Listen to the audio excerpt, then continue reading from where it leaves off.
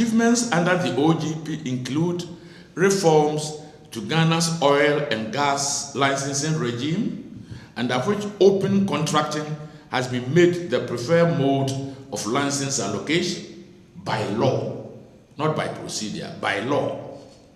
Establishment of a beneficial ownership disclosure regime backed by law. The Companies Code Act 2019, Act 992, which is helping to combat illicit financial flows through tax avoidance and transfer pricing, manipulations, and other reforms which we have taken from the legal angle include the following: the passage of the Right to Information Act 2019, Act 989, to remove restrictions in accessing public information critical in fighting corruption and crimes against the state, Ghana. So it is the right of every Ghanaian to access certain information, and it's backed by law. When he demands information from any ministry within certain stipulated time, he must have the answer to the request. The establishment of the State Interest and Governance Authority, what we call SIGA, to improve governance of state-owned enterprises and to ensure their viability.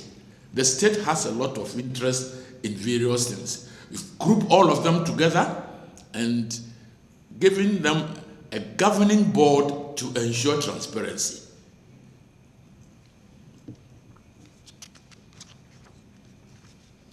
The passage of the Fiscal Responsibility Act 2018 Act 982 to curb arbitrary, extra-budgetary expenditure and uncontrolled spending by the executive, especially in election year, leading to steep growth in public debt. We have noticed through historical data that in almost all elections here, except one, I wouldn't tell you which one, except one, we've had over expenditure by government.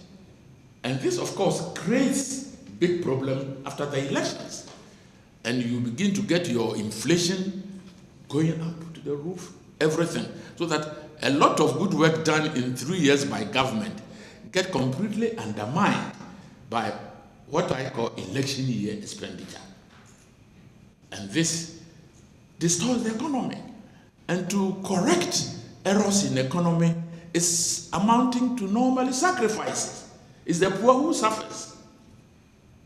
McNamara, the president of the World Bank, once said, inflation is the enemy of the poor. Inflation is the enemy of the poor. When inflation really goes up, the rich can always top up. They can retain their level of standard of living without much trouble. But the poor gets its level of living going down, down, down. So inflation is the enemy of the poor.